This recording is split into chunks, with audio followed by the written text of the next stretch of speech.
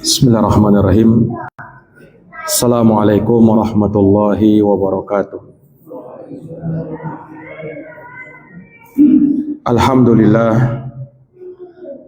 Alhamdulillahi rabbil alamin.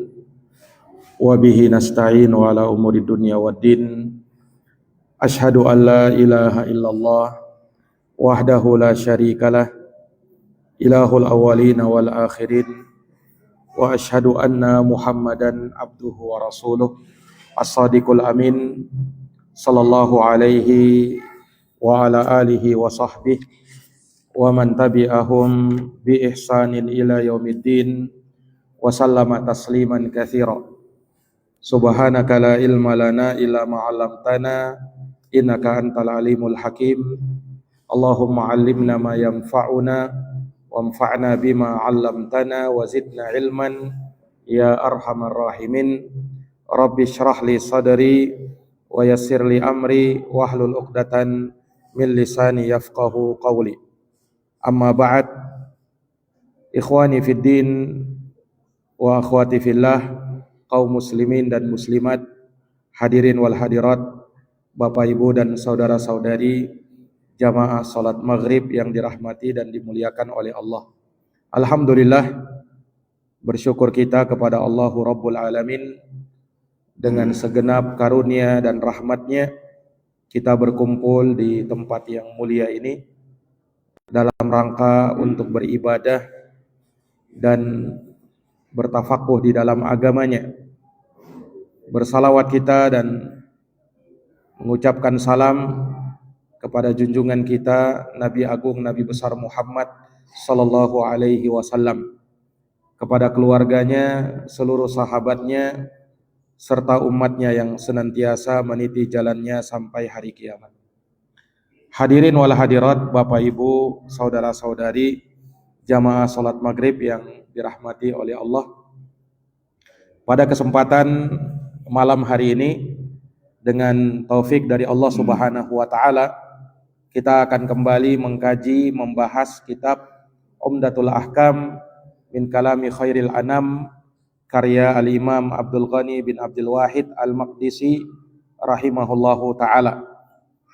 Di mana di malam ini kita akan masuk pada bab yang baru, di kitab yang baru, yaitu Kitabul Janaiz, kitab tentang jenazah. Iya, janaiz jamak dari kata janazatun. Janazah ini yang dimaksud dengannya adalah al-mayyit, orang yang telah meninggal dunia. Atau bisa juga dimaksudkan dengannya adalah an-nash, yaitu keranda yang dipakai untuk membawa orang yang sudah meninggal dunia. Nah, maka dibahasnya perkara ini di dalam agama kita, dijelaskan hukum-hukumnya. Ini menunjukkan kesempurnaan syariatul Islam. Karena ternyata Islam itu tidak hanya sekedar membahas permasalahan-permasalahan hukum yang berkaitan dengan orang yang masih hidup, tetapi juga membahas hukum-hukum yang berkaitan dengan orang yang sudah meninggal dunia. Hukum-hukum yang berkaitan dengan orang yang sudah meninggal dunia. Orang yang sudah menemui ajalnya. Orang yang sudah menemui kematiannya. Yang mana kematian adalah suatu ketetapan dari Allah Subhanahu wa taala atas setiap makhluknya. Kullu nafsin da'iqatul maut. Setiap jiwa pasti akan merasakan kematian. Alladzi khalaqal mauta wal hayata liyabluwakum ayyukum ahsanu amala. Dialah Allah yang telah menciptakan kematian dan kehidupan. Untuk apa semua itu? Untuk memberikan ujian kepada kalian siapa di antara kalian yang paling baik amalannya. Iya. Maka ini ketetapan dari Allah. Allah Subhanahu wa taala menguji hamba-hambanya dengan hal tersebut. Dan kematian itu datang kepada seseorang terkadang datang mufajaah, yaitu datang secara tiba-tiba. Tidak ada muqaddimahnya, tidak ada pendahuluannya. Dalam keadaan dia masih sehat, dalam keadaan mungkin dia masih muda, tidak ada penyakit, segar bugar, tidak ada tanda-tanda bahwa dia akan meninggal dunia. Tahu-tahu kita dengar kabarnya dia sudah meninggal dunia. Ada yang diistilahkan dengan mautul fujaah, mati secara mendadak. Dan itu kata baginda Nabi sallallahu alaihi wasallam, jikalau kalian sering mendengar mautul fujaah, kematian secara mendadak, maka itu tanda dari tanda-tanda kiamat. Iya. Dan terkadang pula kematian itu datang dengan muqaddimat, dengan pendahuluan-pendahuluan. Terlihat tanda-tandanya. Dan pada kebanyakan orang kematian itu datang kepada dia dan dia telah jatuh sakit. Dia telah jatuh sakit. Makanya sakit ini sebagai muqaddimah, pendahuluan seseorang yang bakalan menemui ajalnya. Terlebih kalau dia sakit yang berat, sakit yang parah. Oleh karenanya para ulama mengingatkan, seperti Imam Nawawi rahimahullahu taala, beliau mewasiatkan bagi orang yang sakit berat hendaknya memperbagus niatnya, memperbagus akhlaknya. Kemudian hendaknya dia menyangka bahwasanya kematian bisa jadi akan menghampiri dirinya, sehingga dia harus bersiap-siap dan harus menutup kehidupannya ini dengan amalan yang terbaik. Maka dia perbanyak istighfar, perbanyak memohon ampun kepada Allah Subhanahu wa taala. Kemudian orang yang sakit itu hendaknya selain banyak meminta ampun sama Allah, banyak meminta maaf kepada orang lain. Jikalau misalnya dia punya kesalahan atau merasa ada sesuatu yang terjadi antara dia baik dengan keluarganya, dengan handai taulannya, dengan sahabat-sahabatnya, dia minta kerelaannya. Iya. Kemudian perbanyak melakukan amalan-amalan yang bisa dia lakukan, dari membaca Al-Quran, berzikir kepada Allah Subhanahu wa taala. Kemudian jangan sampai dia menelantarkan sholat, karena orang yang sakit tetap diwajibkan bagi dia sholat. Bahkan harus kita ingatkan dia, karena boleh jadi dia meninggal dengan penyakit tersebut. Kalau dia tidak menjaga sholatnya, justru selama dia sakit misalnya tidak pernah sholat, dikhawatirkan orang ini menemui ajalnya dengan su'ul khotimah, dengan penutupan yang buruk. Karena selama dia sakit tidak pernah sholat, sampai dia menemui ajalnya, waliyadzubillah. Maka harus diingatkan. Demikian pula kewajiban-kewajiban lainnya. Ini para hadirin yang dirahmati oleh Allah. Para ulama mengatakan bahwa orang yang sakit itu, apalagi dia melihat tanda-tanda dekatnya ajalnya, maka dia berwasiat kepada keluarganya dengan wasiat-wasiat. Dia perintahkan keluarganya untuk sabar.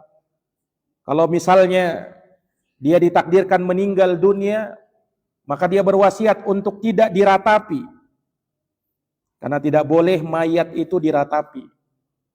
Rasulullah pernah bersabda, innal mayyit la yu'adzabu bi bukai ahlihi alaihi.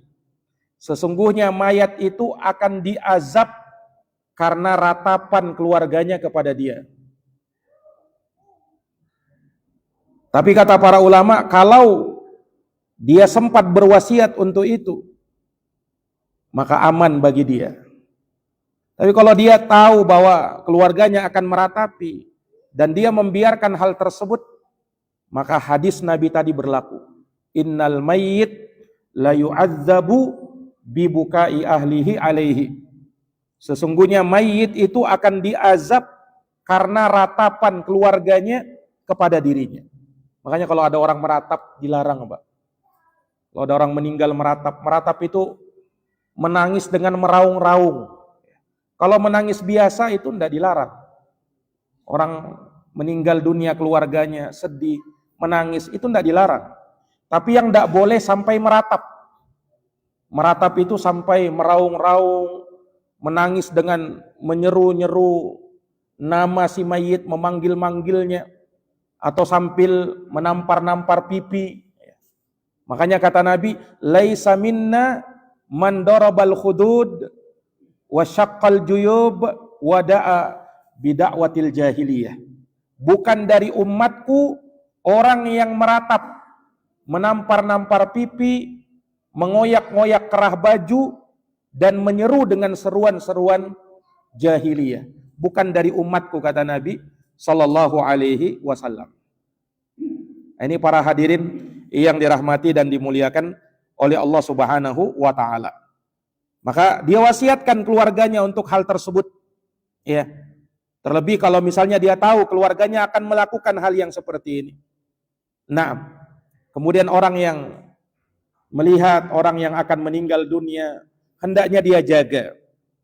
Hendaknya dia dampingi. Jangan dibiarkan sendirian. Kemudian dia doakan dengan doa kebaikan. Nah, ini para hadirin yang dirahmati dan dimuliakan oleh Allah Subhanahu wa taala. Nah, para ulama menyebut, dan ini sebelum kita membahas hukum-hukum yang berkaitan dengan jenazah itu, bahwa seseorang kalau misalnya kita lihat dia berada dalam sakaratul maut, sudah akan meninggal dunia, maka tugas kita ketika mendampingi atau melihat orang yang akan meninggal, maka tugas pertama kita talqin dia. Rasulullah pernah bersabda, laqinu mautakum la ilaha illallah. Talqinkan orang yang akan meninggal di antara kalian dengan ucapan la ilaha illallah. Hadis sahih riwayat Muslim. Mentalkin itu maksudnya kita ucapkan di sampingnya, ya, atau di dekatnya kalimat la ilaha illallah supaya dia mengikuti kita. Itu namanya talqin. Dan talqin itu kalau misalnya kita sudah talqin orang itu dan dia sudah ucapkan la ilaha illallah, maka jangan ditalqin lagi. Cukup talqinnya sekali saja. Kecuali kalau orang tadi berbicara dengan hal yang lain, maka talqin lagi. Agar ucapan terakhirnya sebelum dia menghembuskan napas terakhir adalah kalimat la ilaha illallah. Ini para hadirin yang dirahmati dan dimuliakan oleh Allah Subhanahu wa taala. Ini tugas pertama kita. Ketika mendampingi atau melihat orang yang mau meninggal, talqinkan dia. Ya, dengan ucapan la ilaha illallah. Kita semua bisa mentalkinkan. Tidak harus Pak Ustadz yang mentalkinkannya. Kita yang melihat, ya, menyaksikan, mendampingi, maka kita talkinkan dia dengan hal tersebut. Nah, kemudian para jamaah sekalian, kita doakan dia dengan doa kebaikan. Ini tugas kita yang kedua. Melihat, menyaksikan, mendampingi orang yang akan meninggal, selain mentalkinkan, kita doakan dia dengan doa kebaikan. Dan ini berdasarkan hadis Ummu Salamah radhiyallahu taala anha. Rasulullah pernah bersabda, "Idza hadartumul marida awil mayyit faqulu khairan." Apabila kalian mendampingi orang yang sakit atau orang yang akan meninggal dunia, maka jangan berucap kecuali kebaikan. Kenapa? Fa innal malaikata yu'minuna ala ma taqulun. Karena para malaikat itu mengaminkan apa yang kalian ucapkan itu. Makanya jangan berdoa kecuali kebaikan. Karena malaikat itu mengaminkan itu. Maka para hadirin yang dirahmati oleh Allah, kata Ummu Salamah, ketika Abu Salamah meninggal dunia, Rasulullah datang. Kemudian dinyatakan kepada Rasulullah, ya Rasulullah, inna Aba Salamah qad mat. Wahai Rasulullah, sesungguhnya Abu Salamah sudah meninggal. Maka Rasulullah langsung mendoakannya. Kata Rasulullah, quli Allahumma gfirli walahu. Ya Allah, ampunilah aku dan dia. Ini intinya, mintakan dia doa ampunan. Allahumma gfir lahu. Bisa juga Allahumma gfirli walahu. Ya. Ini para hadirin yang dirahmati dan dimuliakan oleh Allah Subhanahu wa taala. Iya. Ini dari perkara-perkara yang mesti kita lakukan ketika mendampingi orang yang akan meninggal dunia. Pertama kita talqinkan, kemudian kita doakan. Setelah kita talqinkan, kita doakan. Doanya apa? Doa ampunan supaya dia diampuni oleh Allah. Nah, kemudian kalau sudah dipastikan ruhnya telah keluar, para ulama menyebut bahwa tanda-tanda kematian itu ada tanda-tandanya, Pak. Iya. Karena Nabi SAW menyebut tanda-tanda itu. Misalnya Rasul menyebutkan bahwa kematian seorang mukmin itu dengan keringat yang ada di dahinya. Itu salah satu tandanya. Tapi bukan menjadi satu-satu tanda. Iya. Ada tanda-tanda yang lain. Ada tanda yang zahir, tanda yang nampak memang. Misalnya ketika orang yang meninggal itu ya kedua kakinya menjadi lemas, tidak lagi bisa tegak. Itu tanda orang sudah meninggal. Nah, makanya pernah ada cerita, Pak, ketika ada orang disangka telah meninggal dunia, tapi kakinya itu masih tegak. Maka ada orang yang tahu hal tersebut mengatakan, ini orang belum meninggal. Ternyata pas sudah diperiksa, oh ternyata belum meninggal. Disangka sudah meninggal. Nah, ditahu dari tanda kakinya tadi, yang belum turun. Orang kalau sudah meninggal, kakinya itu pasti turun. Sudah lemas. Kalau masih tegak kakinya, itu berarti belum meninggal dunia. Nah, ini para hadirin. Makanya dipastikan, orang ini betul-betul sudah meninggal dunia. Iya. Ini para hadirin yang dirahmati dan dimuliakan oleh Allah Subhanahu wa taala. Dan ada tanda-tanda yang lain yang disebutkan oleh para ulama terkait dengan hal ini. Nah, kalau sudah dipastikan orang ini meninggal dunia, maka ketika matanya masih terbuka, maka kita dianjurkan untuk memejamkan matanya dengan tangan kanan. Ini kalau misalnya matanya terbuka. Berbeda kalau misalnya dia meninggal dalam keadaan mata yang tertutup. Nah, maka tidak perlu lagi dipejamkan matanya. Tapi kalau matanya terbuka atau setengah terbuka, maka ditutup. Kata Imam Nawawi rahimahullah, al-ijma' ala istihbabi dzalik. Ini sepakat para ulama disunnahkannya memejamkan matanya orang yang sudah meninggal manakala terbuka. Sebagaimana dalam kitab beliau Al-Majmu' Syarhul Muhadzab. Nah, tetapi pada saat memejamkan matanya, ya itu ada doanya, Pak. Bukan hanya sekedar memejamkan mata saja, tapi ada doanya. Dan ingat, hal yang perlu diketahui bahwa orang yang meninggal kemudian matanya terbuka, itu bukan sama sekali sebagai tanda su'ul khotimah. Jangan disangka itu tanda yang jelek.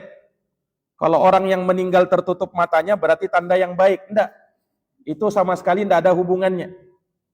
Karena Nabi sendiri mengucapkan, ada sebagian sahabat ya meninggal syahid dalam keadaan matanya terbuka. Padahal matinya bagus. Makanya jangan sampai ada orang kalau misalnya meninggal matanya terbuka lebar, oh ini matinya ini jelek ini. Tidak ada hubungannya, Pak.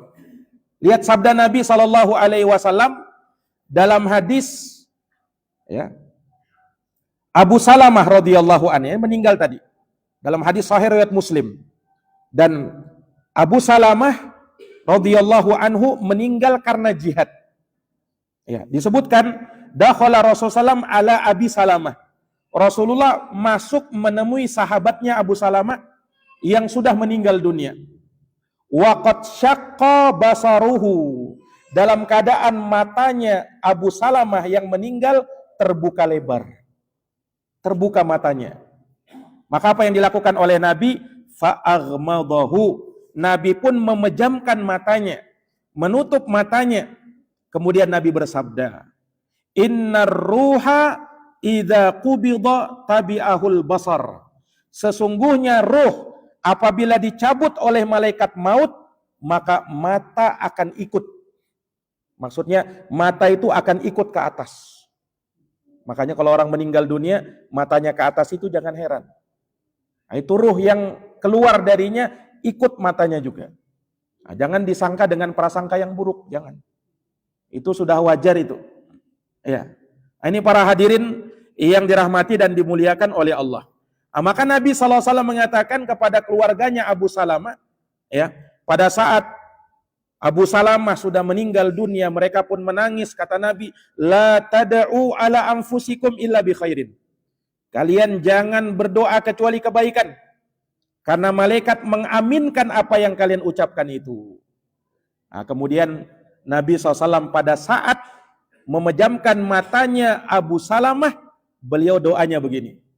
Allahumma gfir li Abi Salamah warfa' darajatahu fil mahdiyin wakhlufhu fi aqibihi fil ghabirin waghfir lana walahu ya rabbal alamin wafsah lahu fi qabrihi wa nawwir lahu fihi.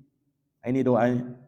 Kalau tidak hafal, minimal yang di depannya kita ucapkan.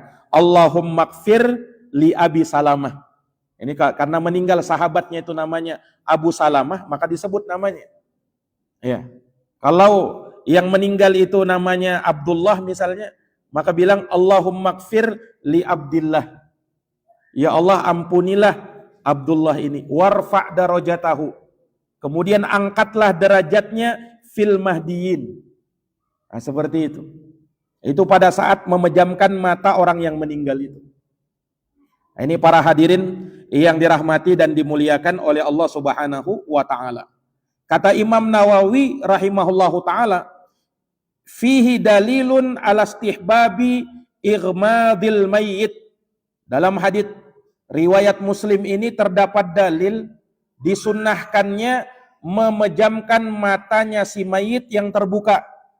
Wa ajma'al muslimun, kaum muslimin sepakat akan hal ini. Kaum muslimin sepakat akan hal ini.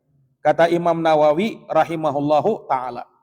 Jadi ini hal yang kita lakukan pada saat orang yang kita dampingi tadi yang sudah sakaratul maut dipastikan meninggal dunia. Pejamkan matanya, kemudian doakan. Allahumma gfir, sebutkan namanya, kemudian warfa' darajatahu, angkat derajatnya. Nah, minimal itu kita doakan. Nah, para hadirin yang dirahmati dan dimuliakan oleh Allah. Kemudian kata para ulama, dari hal yang dianjurkan juga, ya, kalau dibutuhkan, yaitu seseorang itu boleh mengikat dua tulang dagunya supaya tertutup. Nah, biasa kita lihat kalau mayit itu meninggal dunia itu diikat, ya, dengan kain putih, Pak. Dari sininya tulang dagunya ini sampai ke kepalanya. Fungsinya untuk apa itu? Ini kata para ulama supaya tidak terbuka. Biasanya kalau orang meninggal, ya, yang terbuka itu bagian mata dan bagian mulut, Pak. Nah, itu untuk mencegah mulut ini jangan sampai terbuka. Karena nanti kalau sudah terlalu lama mayatnya, jenazahnya ini, maka akan kaku, sulit untuk ditutup kembali. Nah, tapi kalau memang dari awal sudah diikat bagian dagunya sini sampai ke kepalanya, maka itu insya Allah Ta'ala akan tertutup terus. Nah, ini nanti kalau misalnya memandikan jenazah, kalau terbuka mulutnya, ini air bisa masuk ke situ. Sementara kalau kita memandikan jenazah, tidak seperti itu. Nah, ini para hadirin yang dirahmati dan dimuliakan oleh Allah. Ulama mengatakan disunnahkan hal ini, dianjurkan hal ini berdasarkan kesepakatan para ulama. Ya, berdasarkan kesepakatan para ulama yang mana fungsinya agar air ketika memandikan si mayit ini jangan sampai masuk atau jangan sampai ada ya semacam serangga atau hewan-hewan kecil yang masuk ke dalam mulutnya. Ini para hadirin yang dirahmati dan dimuliakan oleh Allah Subhanahu wa taala. Ini hal yang ketiga yang kita lakukan. Jadi setelah memejamkan, kemudian mendoakannya pada saat memejamkan matanya, kemudian jikalau diperlukan mengikat bagian tulang dagunya ini ke kepalanya. Setelah itu hal yang berikutnya talyinu mafasilil mayyit. Hal yang dianjurkan juga ini sebelum memandikan jenazah, Pak. Sebelum memandikan jenazah itu melemaskan persendian-persendiannya. Nah, supaya nanti pada saat dimandikan mudah. Terkadang kan mayit itu pada saat meninggal tidak langsung dimandikan, Pak. Nah, kalau persendiannya si mayit dibiarkan saja begitu, maka nanti kaku, Pak. Nanti yang memandikan agak repot dia, agak sulit. Terutama untuk menjangkau hal-hal atau bagian-bagian yang harusnya kena air di situ. Nah, tapi kalau persendiannya sudah dilemaskan sebelumnya, bagian-bagian persendiannya, ya orang-orang yang dari kalangan keluarganya melemaskan persendiannya, itu yang dilakukan. Ini anjuran seperti ini banyak ditinggalkan sudah. Orang kalau meninggal dibiarkan saja, ditutup kain sudah dibiarkan.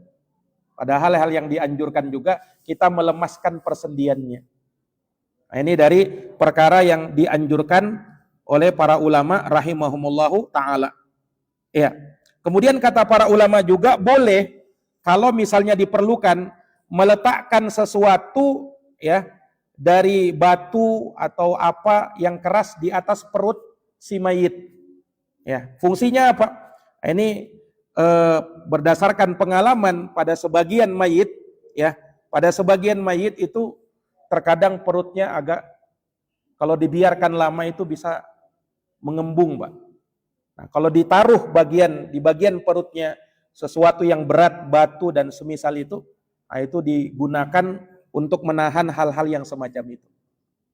Sekali lagi ini dilakukan kalau memang diperlukan saja. Kalau memang diperlukan saja. Baik. Kemudian hal berikutnya para jamaah sekalian, pada jenazah yang sudah kita pastikan dia telah meninggal dunia, maka jangan dibiarkan jenazahnya terlihat anggota badannya, tapi ditutup dengan kain, Pak. Sebelum kita memandikannya, tutup dengan kain. Jangan dibiarkan ada bagian dari anggota badannya yang terlihat. Ya, baik itu bagian kakinya, bagian badannya, atau bagian wajah dan kepalanya ditutup. Nah, ini berdasarkan hadis riwayat Bukhari Muslim dari Ibunda Aisyah radhiyallahu anha, ya, inna Rasulullah SAW hina tuwfiya sujjiya bi burdin hibarah. Kata Ibunda Aisyah, sesungguhnya Rasulullah ketika wafat beliau ditutupi dengan kain ya yang bergaris-garis. Itu sebelum beliau dimandikan. Sebelum beliau dimandikan. Dan kata Imam Nawawi bahwa hal ini disunnahkan berdasarkan kesepakatan para ulama. Berdasarkan kesepakatan para ulama. Ini para jamaah sekalian. Apakah boleh kalau jenazah sudah ditutup, ya, belum dimandikan, belum dikafani, ya, apakah boleh orang yang datang kemudian membuka, mencium keningnya? Jawabnya boleh, Pak. Kalau ada orang meninggal, kita datangi, ya. Apalagi mungkin dia keluarga kita, sahabat kita, ya. Kemudian kita ingin cium keningnya, itu dibolehkan. Dan ini berdasarkan beberapa riwayat, ya.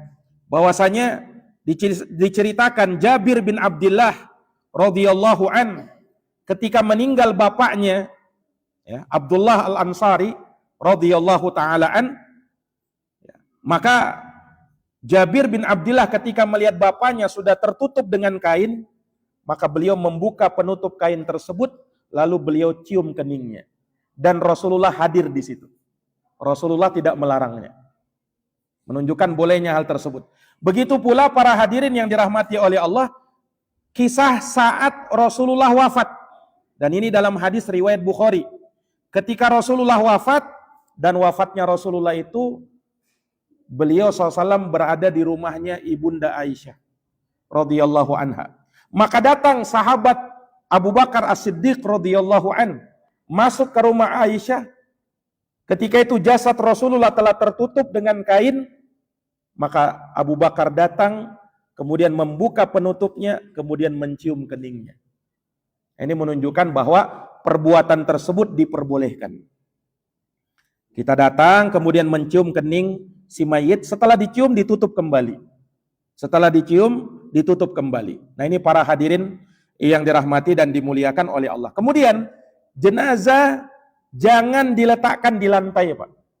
Jangan diletakkan di lantai, tetapi diletakkan di atas tikar atau kasur.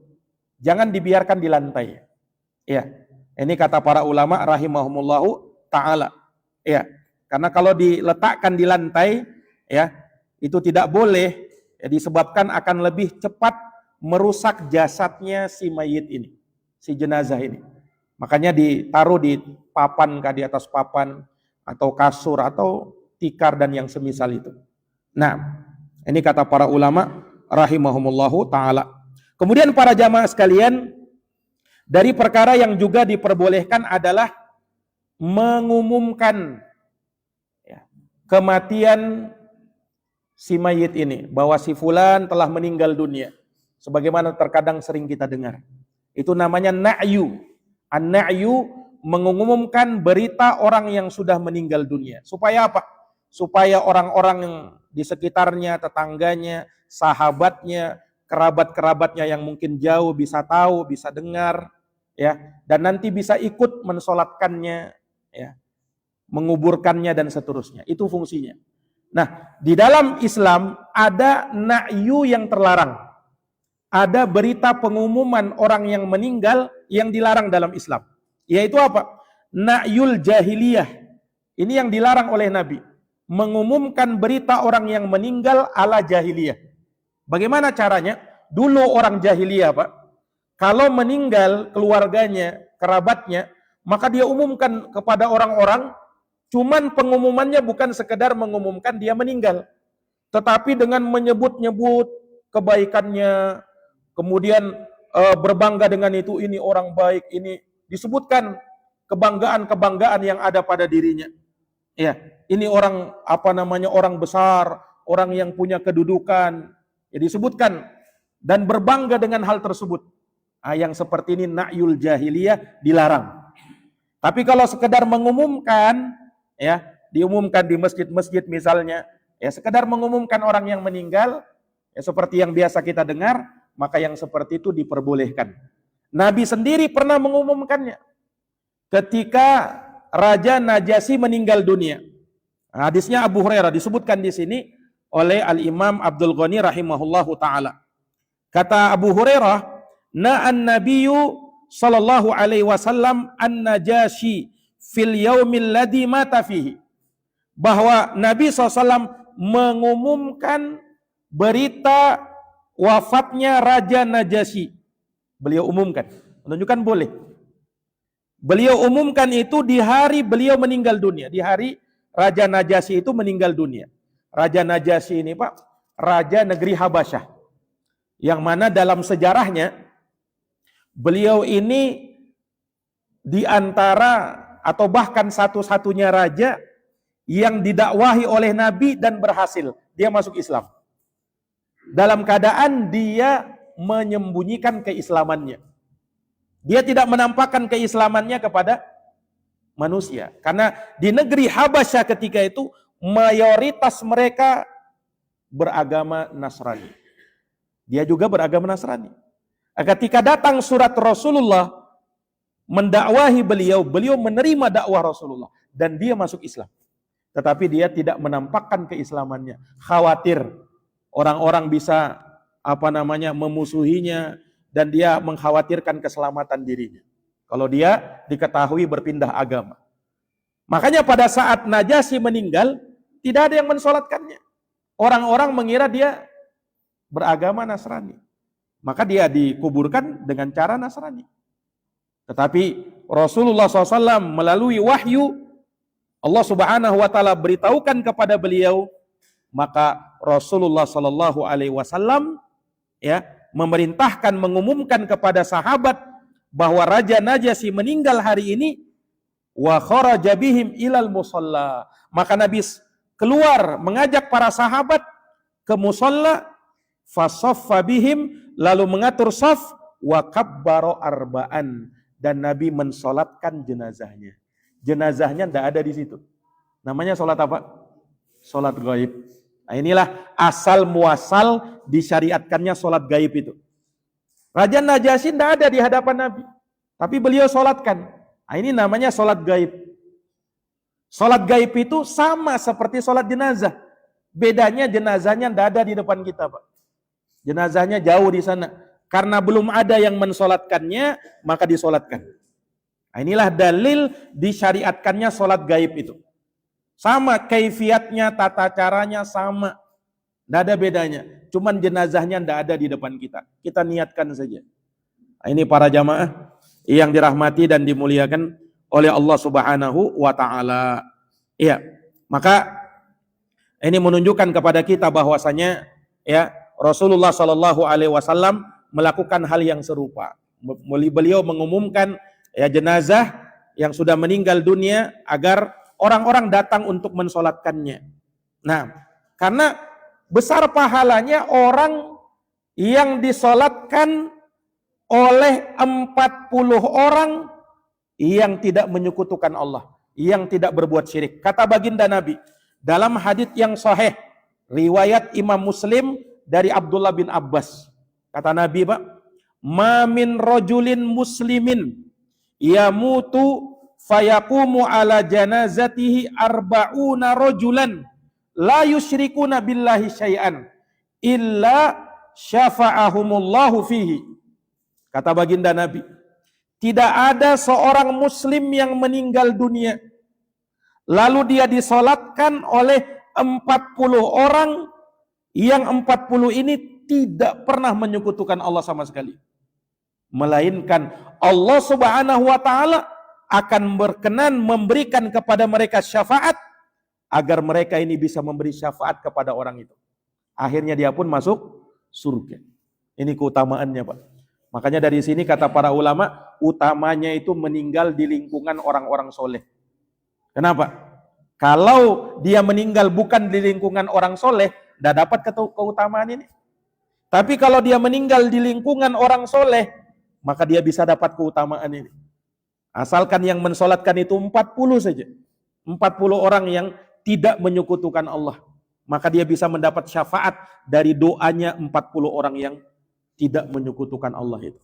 Para hadirin yang dirahmati dan dimuliakan oleh Allah Subhanahu wa Ta'ala. Inilah fungsi dari na'yu tadi, memberikan pengumuman. Jadi jenazah itu semakin banyak yang mensolatinya, maka semakin afdol, semakin utama, Pak. Semakin banyak, semakin utama. Karena diharapkan doanya itu, nah, doanya orang yang sholat ini kepada si mayit ini. Itulah doa yang terakhir yang bisa kita berikan kepada si mayit yang meninggal ini. Doakan dia. Ini para hadirin yang dirahmati dan dimuliakan oleh Allah Subhanahu wa Ta'ala. Nah, dari hadits yang mulia ini ada beberapa faedah yang kita bisa ambil sebagai pelajaran. Yang pertama, yang tadi kita sebutkan secara panjang lebar, bolehnya mengumumkan ya berita kematian seseorang apabila tidak menyebut dan berbangga-bangga dengan orang yang meninggal ini, menyebut-nyebut kebanggaan orang tersebut, ya kedudukannya, itu yang tidak boleh. Itu yang na'yul jahiliyah. Kalau hanya sekedar mengumumkan fulan bin fulan telah meninggal dunia, ya pada hari ini di tanggal sekian, ya kemudian nanti mau dikuburkan, kemudian jenazah berada di tempat duka diumumkan seperti itu, maka tidak ada masalah. Nah, ini para jamaah yang dirahmati dan dimuliakan oleh Allah.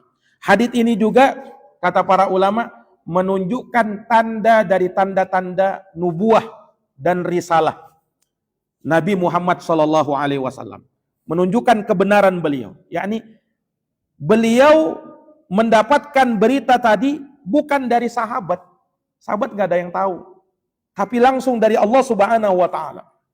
Dan tentunya jarak antara kota Madinah dengan negeri Habasyah. Negeri Habasyah itu Pak sekarang namanya Ethiopia. Sekarang jaraknya jauh dengan kota Madinah tentu saja. Nah, dan dulu ndak ada telepon, ndak ada ya kan. Nah, Nabi mengabarkan berita persis di hari dia meninggal dunia.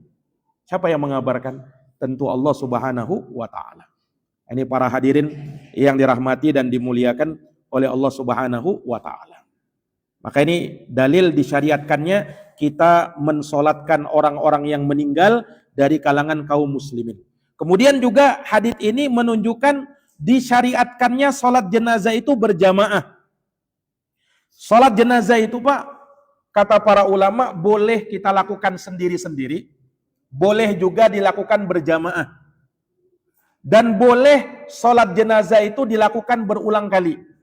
Ya misalnya ada orang solat jenazah Pak, selesai solat jenazah, ada lagi rombongan mau solat jenazah. Boleh, tidak ada masalah. Sampai berulang kali boleh, tidak ada masalah. Nah, bahkan kalau misalnya ada satu orang yang belum mensolatkan dan dia mau solatkan, boleh dia sendirian. Solat jenazah sendirian.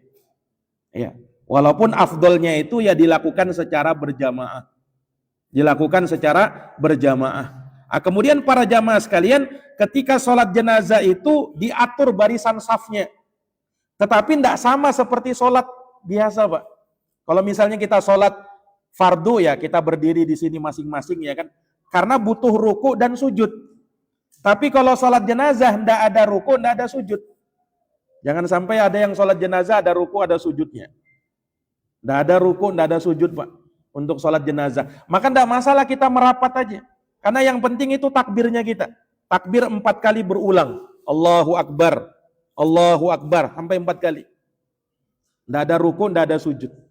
Nah, ini para hadirin. Nanti akan kita lebih jelaskan secara rinci lagi tentang sholat jenazah ini. Nah, kemudian para jamaah sekalian, dalam hadis ini juga terdapat dalil dianjurkannya dan disyariatkannya sholat gaib. Sholat gaib yaitu sholat jenazah di mana sang jenazah tidak ada di depan kita.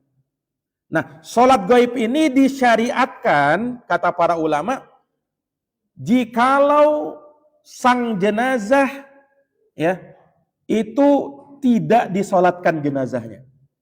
Seperti keadaannya Najasyi. Makanya tidak semua orang yang meninggal di kejauhan sana kita solatkan solat gaib Pak. Tidak. Tapi kalau kondisinya sama seperti Najasyi, yakni tidak ada yang mensolatkannya, kita solat gaib. Nah, para ulama mengkiaskannya sama Pak seperti orang yang meninggal dalam keadaan tubuhnya mungkin sudah tidak ditahu kemana, meninggal tenggelam tidak tahu kemana sudah, ya kan? Ya, ini boleh kita salatkan salat gaib. Ini para hadirin yang dirahmati oleh Allah. Tapi kalau misalnya dia sudah disolatkan, jenazahnya sudah disalatkan di salah sana, di tempatnya sana, maka tidak ada salat gaib. Salat gaib itu disyariatkan kata ulama kalau tidak ada yang mensolatkannya atau belum disolatkan jenazahnya, baru kita salat gaib Pak.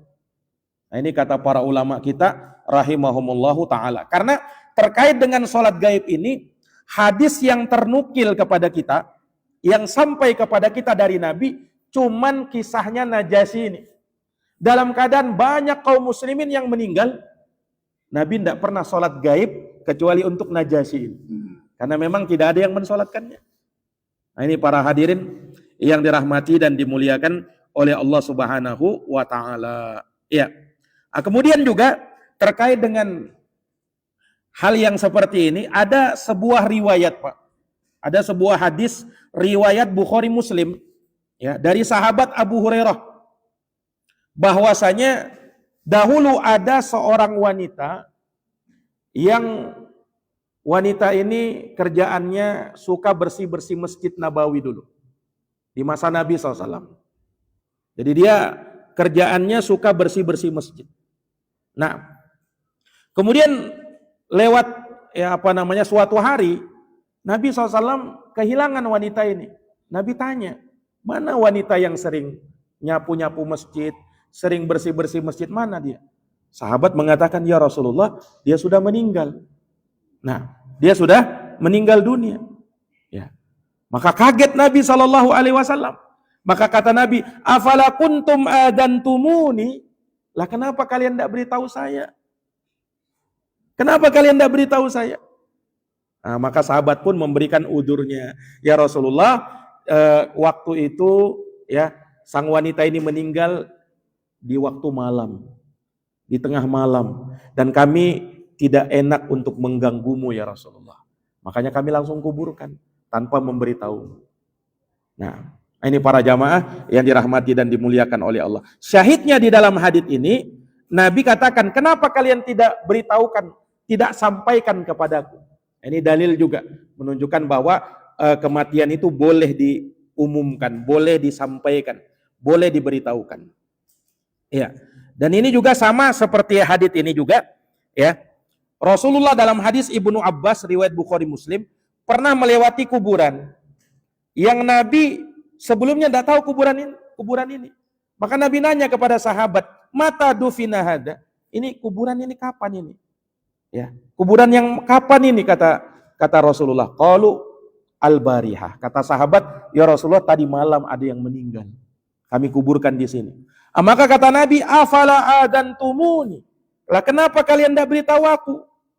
Maka sahabat lagi-lagi beralasan, ya Rasulullah dia meninggal di malam hari.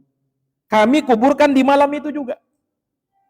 Kata para ulama, ini dalil boleh menguburkan jenazah itu di malam hari, Pak. Boleh. Asalkan ada penerang yang jelas. Ya. Misalnya pada hari ini kita bawa penerang yang cukup, itu dibolehkan. Kalau misalnya dia mau undur sampai besok terang misalnya, ya dikarenakan repot, maka itu boleh juga. Tidak ada masalah. Tapi kalau dia mau mengamalkan hadis Nabi, asri'u bil janazah, segerakan jenazah, pengurusan jenazah itu, maka tidak masalah kita kuburkan di malam hari.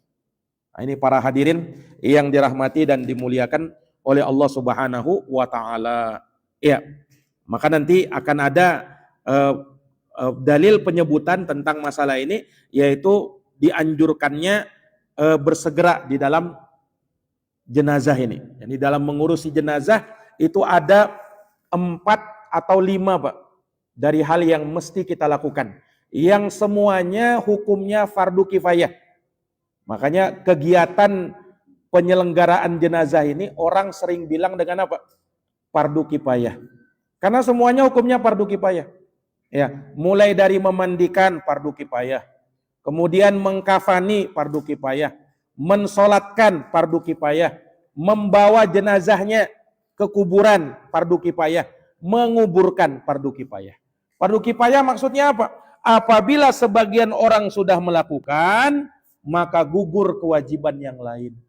Tapi kalau tidak ada yang melakukan, dosa orang-orang yang tahu tapi tidak mengerjakan. Nah, ini para hadirin yang dirahmati dan dimuliakan oleh Allah Subhanahu wa taala. Nah, kemudian hal yang terkadang jangan sampai terlalaikan dari sejenazah ini. Ketika dia meninggal dunia, ya, maka jikalau tidak ada yang memberikan kepada dia sesuatu dari harta atau keluarganya, ya, untuk mengurusi jenazahnya, karena untuk mengurusi jenazah tentunya dia butuh kain kafan, tentunya dia butuh untuk orang-orang yang melakukannya, ya kan.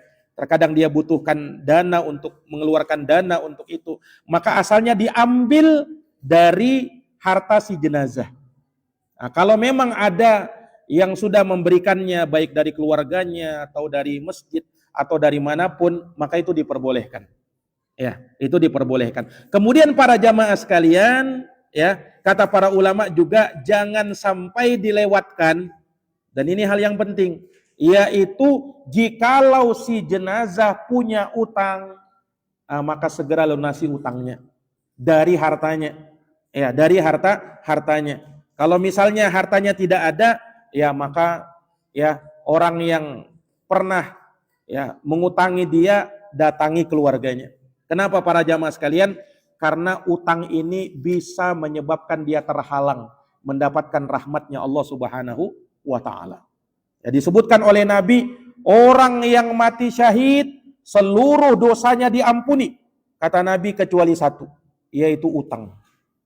Ya, yaitu utang kata Nabi. Kalau belum selesai utangnya, ya, maka belum basah jenazah, belum basah, belum kering kuburannya, itu kata baginda Nabi Shallallahu Alaihi Wasallam.